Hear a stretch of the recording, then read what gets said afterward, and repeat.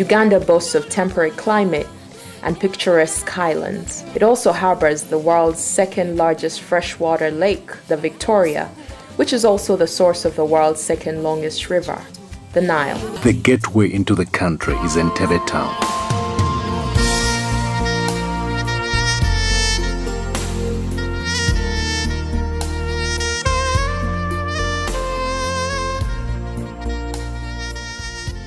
My name is Rehema Kasule. I'm a chartered marketeer and an entrepreneur, and I support women to start their own business through my organization, Century Entrepreneurship Development Agency. As a way of paying it forward, after her participation in the Fortune US Department Global Women's Mentoring Program, Rehema Kasule decided to take part in the Global Mentoring Walk. Mentoring work was started by a lady called Geraldine Laibon in the United States. She found the fact that women need to mentor fellow women, and she was a busy woman, and there was no way she was going to sit and really talk to people. So she decided, why don't we walk? As we walk, we can be interacting and talking about our lives and what we can do together and how I can help you. And the other thing I want to emphasize that this is a beginning of so many activities which are going to go on in schools, in companies where we identify women and then develop them into leaders. Because our whole aim is creation of a new generation of women leaders. That's the whole purpose of all this. I'm doing that under my organization, SEDA International. I'm working with Fawe Uganda, JED, Consult, Educate, and I'm also working with Northern Uganda Initiative for Young Children. With a vision of creating a new generation of women leaders who will become the best in whatever they do, the walk was flagged off from the Centenary Park at 9 a.m. by the flag bearer Rehema Kasule and Geraldine Laibon, the founder of the Mentoring Walk.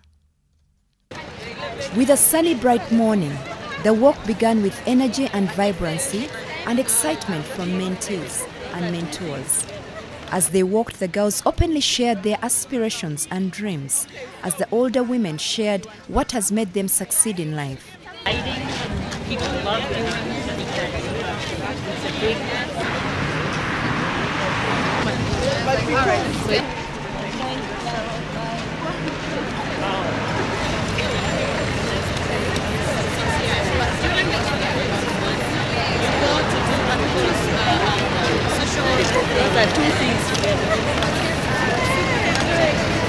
From all the conversations shared, one thing remained clear, that this is indeed a noble cause which Ugandan women have been waiting for. This was an opportunity to tap into the diversity among the women present and for the accomplished women to pledge their commitment to supporting these girls. The support of women does not only call for finances. Women and girls from all walks of lives have convened here in a walk, talking to each other about their experiences and how they've made it in life as a way of empowering them. Hopefully, this is going to make a difference in their lives. Reporting for UBC News in Kampala, I'm Jane Anyango. At 10 a.m., the smartly dressed walkers reached the Uganda Broadcasting Corporation grounds, where they listened to inspiring poems and testimonies from the speakers.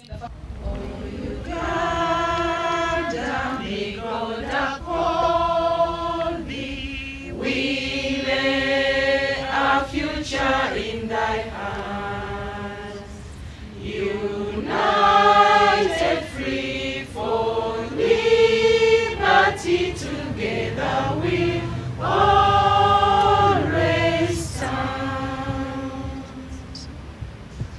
I'd like to recognize the ambassador of the United States, Mr. Jerry Lemia. I would like to recognize Geraldine Laibon. You're very welcome, Geraldine. And I would like to recognize, of course, major sponsor, Standard Chartered Bank Uganda. Thank you very much. Strong woman, bold woman, bold woman. I'm a wise woman, I'ma let everybody get to know. I'd like to start by thanking the men and women who have enabled me to be what I am today. To my brothers and sisters, to my late parents, thank you for believing in me. To my mother, who left everything, left her happiness, and decided to be with us. And to my daughter Zura, for making me a better person, a better mother, for mentoring me, for always pushing and challenging me. She's taught me how to be congruent with myself. I'd like to thank all the people, Geraldine, Alson, and Aaron, who flew all the way from United States to be with us. Thank you so much. It means a lot to us. And of course, Vital Voices for organizing this and bringing it to life. When I was 8 years, my father died. And when he died, as a child, you don't know what's going on. And every night, through the thin walls of our house, I could hear my mother cry. One day, I went and talked to her and said, "Why are you crying?" And she said, "My daughter, I don't know what will become of your life. I have no husband, I have no job, I don't know what to do." And before long, my brothers said we had to leave the village where we are staying to come to the city to get education. And I could see my mother broken. She's lost her husband, and now her children are going to go away. I remember the ride we had, the bus ride we had from Gomba to the city, and the words she told us. One of the things she said, "My daughters, you need to be upright. You need to be respectful of elders. You need to fear Allah. And above everything, you need to make me proud." For all of you, there has been an incident in your life which has brought a paradigm shift, which has changed your life. As women, we don't need to say, "Oh, this happened, this is the end." It's up to you to move on. It's up to you to make a decision to say, "How do I move on?" I remember another thing my mother told us. She said, "Never ask why. Why has this happened? Instead say, how can I avoid it next time?" It's not about the why, it's the how. What are you going to do about it? My dear sisters, you need to fill your life with real people. People who are going to mentor you. People who think like you. People who are going to push you. Those are the real people. You need to take away the dream takers. People who tell you it can't be done. You'll be nothing. You need to get rid of those people. Like I said, my journey has been long, and the way I put it, I've traveled all the way from Gomba, where I come from, to the White House in Washington, D.C. And one thing I noticed with the ladies, the most powerful women in the world, they are so down to earth. I remember I asked Jerry when I went to her house in New York. I said, "What grounds you?" Because I've seen women, once they become something, then they think they can't talk to nobody. And still, it's one of my missions for the powerful women in Uganda to talk to other women. Each one of us can make a difference. This journey we've started is going to be long. It won't end here. But one thing I want to share with you is that even if you mentor one girl, you'll be contributing to the Global Gender Empowerment Program. And mentoring is recognized as a powerful personal development tool, which is becoming increasingly popular globally. And indeed, when you support a woman, you grow a nation. Remember, when you walk alone, you go very fast. But if you take other people with you, you go very far. Everything you achieve begins with setting a date. Take the first step. Whatever you're going through now, only you can change it because you know yourself better. And you can only change it if you change yourself. I want you all to put your hand on your heart and say, "Change begins with me." Change begins with me. We are the generation that the world has been waiting for. Thank you very much. Strong woman, bold woman, bold woman. I'm a wise woman, I'ma let everybody get to know. The issue I want to highlight here is that through adversity, we are strengthened. But we are only more strengthened if we can strengthen another person. The saying that no candle ever loses by lighting another candle is critical in this movement that we are starting. We should ensure that the candles that have been lit in our respective lives are used to light other candles. And we can do this at different levels. One of the lessons we learned in the journey that I ignited with the support of these two mentors, Mary and Jane Mulemwa, as we started TASO, was that right from the beginning, when you begin to develop an initiative, you must define a purpose. And I want to give you the first P of success in life is purpose. As we came walking, we were talking, and I was asking and being asked, what is your purpose in life? When we were setting up TASO, we defined the purpose, and that was to improve the quality of life of people living with and affected by HIV, to ensure that they live good quality life. People with AIDS today have their dignity, they live good quality life, and they are living longer. And we continue to say and believe and trust that a cure will be found. To fail women, really, for me, what I always tell people is your background does not shape your destiny. It's up to you to shape your destiny, and the power is in your hands. If you believe in yourself, you believe in the ideas, you interact with people, you read a lot of books, then you can become what you want in society. You can become whatever you want. It's up to you. Strong woman, bold woman, bold woman. I'm a wise woman, I'ma let everybody get to know that. I was an orphan to 1997-98, a young girl heading my siblings and were in space. We lost our home. We didn't have anything, but I started roasting maize for school fees and for our survival. From maize, I started roasting chicken income. From there, I was put in the newspapers, and Fawe Uganda read about me, and I was invited to walk in the gates of Fawe. Thank you very much, Fawe, because that was an eye-opener for me, and it is what I am today. And then, as I speak today, a motivational speaker in conferences, schools, meetings, including the Commonwealth meeting as a speaker. I'm also a mentor specifically to the youth, both in and out of school. These youth have different challenges, and we address them differently. Those who are in school and those who are out of school. I also talk to the women entrepreneurs, I'm 26, but I own my own business. So I encourage the women to get there and compete with the men who are already in business. Strong woman, bold woman, bold woman. I'm a wise woman, I'ma let everybody get to know that. I know that I am solely accountable.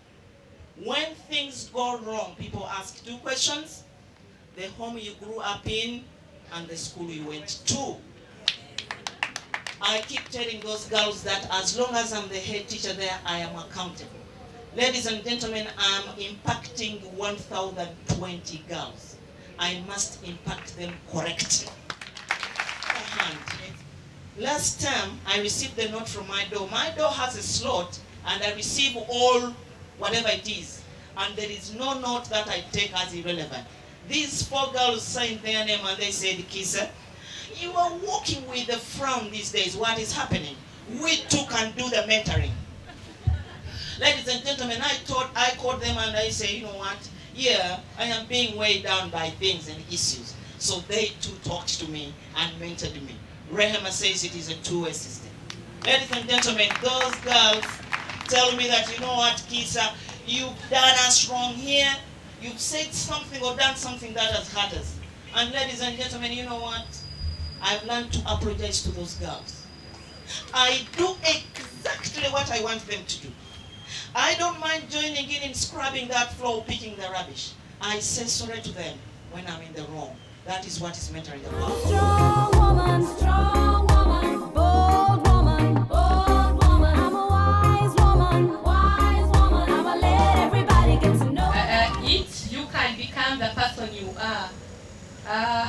When I started understanding at home, I lived first of all with my both parents, but my father always said that me I wouldn't study, and there wasn't any school fees for me. My mother was a housewife, and she used to knit tablecloths, and then she took me to school. I was a very good musician, and I got a sponsor that paid my fees up to primary 7. In senior 1, by then my mother had left, and there was a stepmother who said that the rest can also study, I should stop there, or I should go to a craft school. But I still had so many childish things in me. I loved dolls, and I couldn't sit in a vocational school to study. I said I would be a lawyer to fight for the rights of the marginalized groups, and to see to it that so many redresses are given to those they deserve. When I was admitted for law, I read so hard, and I got a presidential award of being the best affirmative action student. I did my research. No one believed that a visually impaired student would do research, and I got an A. With my computer, I did my own typing. I used to go to communities to ask questions, and that was really excellent. I remain a great achiever in Makerere University Faculty of Law. Wherever I go and ask Condadile Flores, they will always tell you. I also engage in writing shadow reports, or wherever the government reports, I have to go through their reports and see to it that whatever they are saying is correct. I do career guidance in places like Namagunga, where my former headmistress is today. I build self-esteem of students who have been marginalized in one way or another, and that to me is a great idea. I've worked almost the entire East Africa. I do advocacy, and I am proud of being a lawyer. I'm very grateful for giving me this opportunity, and I urge all you girls to always put your studies at the forefront, and you can make it wherever you go. Strong woman, bold woman, bold woman. I'm a wise woman, I'ma let everybody get to know that. One thing about work-life balance for me as a woman in the corporate world, as a mother, as a wife, it's clear, it's increasingly clear that for many people, when you sit down at your desk, you think either or. You think I either go up the corporate ladder or get married and have children. I either, do this, be a mother or be a corporate. But as Grace, I've chosen to have both. I have 2 non-negotiables in my life. 1, my success shall not be at the expense of my marriage and my kids. 2, my success shall not be at the expense of my faith in God. As women, we can't make excuses for not making it. I'm late because I have kids, I have a maid, I have a husband. We have to work that much harder. Be a professional, be hardworking, and learn to, whatever it is we are doing, let's be there 100%. If it's office time, be in the office 100%. When you leave the office, then you can talk to your girlfriends and do whatever it is you need to do. Let's be there, let's be professional, and the promotion will come. Strong woman, bold woman, bold woman. I'm a wise woman, I'ma let everybody get to know that. This idea started because I love mentoring women. It's my passion, it's my purpose, bringing on the next generation. But I honestly could not have another breakfast or another lunch or another dinner with one of these young women that I wanted to bring along. So I started walking. I just would say, if you want my advice, you have to walk with me. And it was my exercise, and it was my energy, and it was my inspiration.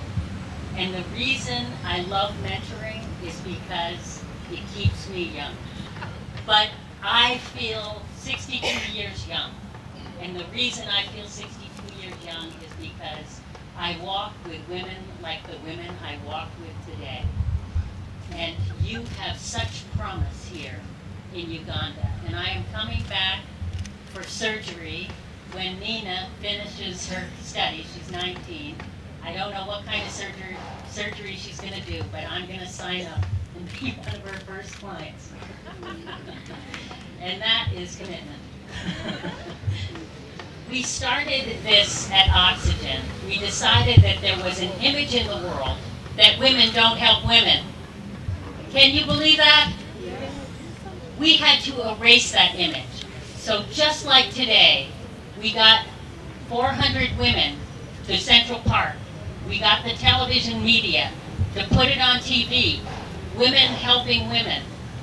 The power was enormous. And over the next few years, we went to cities all over the United States, and 3,000 women lit candles for 3,000 women. And today, in 14 countries around the world, women are doing exactly what we are doing. And there will be 3,000 women today in Kenya, in Uganda, in Buenos Aires, all over the globe, doing just what we are doing. Now imagine if each one of you lights a candle with 10 other women, how we can start making those numbers add up. I mean, we could be in the millions by the next time I come to Uganda. But I have been touched by every story and by the strength of everyone in these tents on this great lawn, in this magnificently designed space and shirts. How did they get my size? And Rema, I want to be your sister. And I want to see you on TV. But I can't thank you enough, Uganda, and I can't thank you enough for lighting the candle forward, because that is why we're here. Thank you.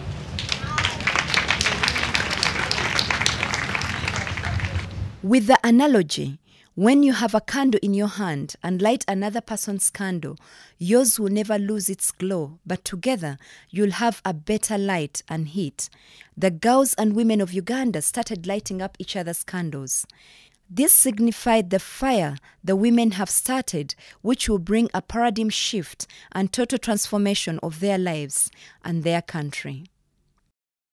Ugandan women lighting each other's candles, yours and your brothers, ladies and gentlemen, to see that we go on to be the people that we've always wanted to be the best that we can be.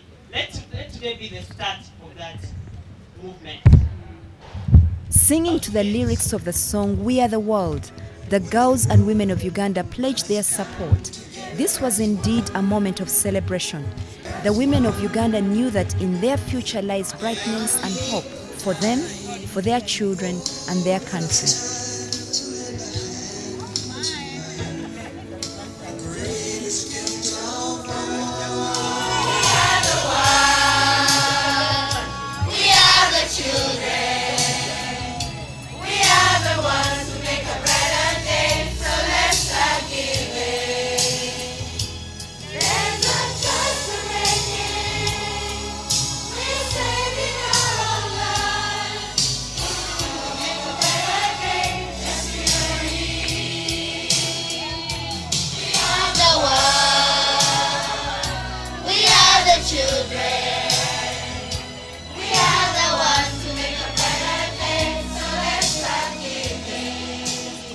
I was very lucky to have a woman who was 20 years older than me in the beginning of the cable industry in the United States, where entertainment executives were only men. And she decided that this new emerging market was going to be very good for women. So Bernice Coe, my beloved mentor, made open doors. She got me my job at Nickelodeon. She opened doors for hundreds of women. And we grew up thinking that women needed to, she lit my candle, I needed to light other candles. There is nobody better than women to ask the tough questions, the commonsensical questions. Why do we do it this way? What good is it for our people? Why is this going to be good? All these basic questions women are uniquely suited to ask, even if we are sometimes annoying. My name is Martha. I'm in Gaza High School. I came with my fellow classmates for this walk, and I have learned very, very much. I have met accomplished ladies in all different fields, and I've been empowered and encouraged, and I've been given guidelines on how to achieve what I want to achieve, to overcome the fear and all those roadblocks, and I feel empowered today to go achieve my dream. My name is Namudu Valentine. I go to Ndeje Senior Secondary School. I'm in S5. I have learned that this world is a much better place, and I have learned that I have so many people around me who are willing to see me develop and move on from one step to another, and I am really been strengthened and woken up that I am going to be someone in future. Mentoring is about guiding and supporting and encouraging people to achieve their best, to be their best. We are talking about potential. We are talking about unleashing that potential to be the best that you could ever be. Yeah. And today we started the mentoring work, something we are going to do every year, and hope that it spreads among women. We've chosen women, of course, first of all, because it was started by a woman, but also most importantly because they make up a larger percentage of the population of Uganda, and also they are in charge of looking after children, they're in charge of looking after families, they're in charge of looking after men. We believe that if we are all mentored, we can pass on the fire for generations to come, and also we can make Uganda a much better country and the world a much better world. Rehema Kasule emphasized the fact that the mentoring walk has ignited a series of activities which will be organized to support and empower girls and women in order to create a new generation of women leaders in Uganda. That has become my mission, to go, talking about from children. We go and talk to children, we go to girls' schools, talk to the girls, talk to women in employment, talk to women entrepreneurs about those life skills. That's what we are going to start doing starting next year. And the way we want to do it in the schools is to incorporate it in their culture as a school. It won't be like another subject where you come and talk to people about self-confidence and self-belief. No. We want first to train the teachers, then the teachers who have the confidence also, and then they will pass it on to the girls to be automatic, whereby, for example, an English teacher comes and talks about goal setting, which is key for everyone's life. Yeah. You know, but in schools we are taught all the academics, in homes we are taught all the discipline, and no one tells us about the life skills. No. So for me, that's that gap I really see that is missing. Life skills. Our children need to have, our mothers, our sisters need to have the life skills. That's true. Yes.